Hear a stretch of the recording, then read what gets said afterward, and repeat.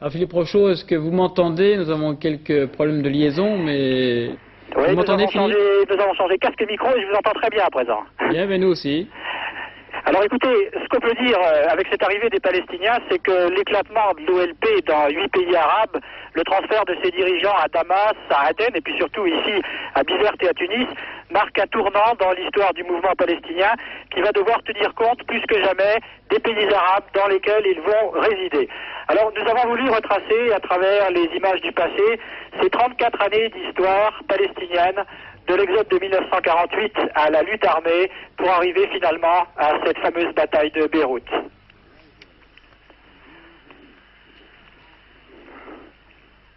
Le camp de Rachidiyeh au sud Liban est le premier refuge des Palestiniens en 1948 quand l'État d'Israël est proclamé.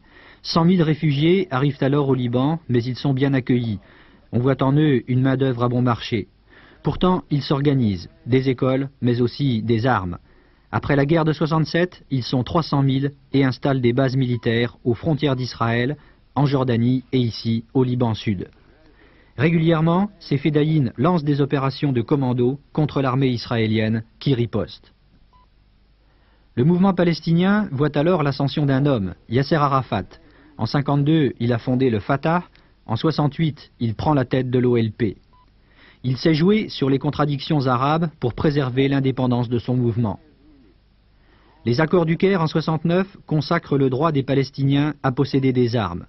Alors ils vont multiplier les actions de commando. À la bataille de Karameh, en Jordanie, ils résistent même aux représailles de l'armée israélienne. Mais menacé par la montée des fédayines, le gouvernement jordanien est débordé et passe à l'action. Ce sera le fameux Septembre noir de 1970, l'élimination de toute présence palestinienne armée en Jordanie.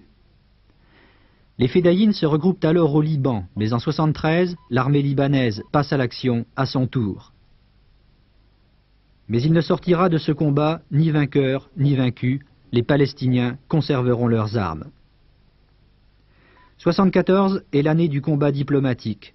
Pour la première fois, un homme, Yasser Arafat, parle à la tribune des Nations Unies.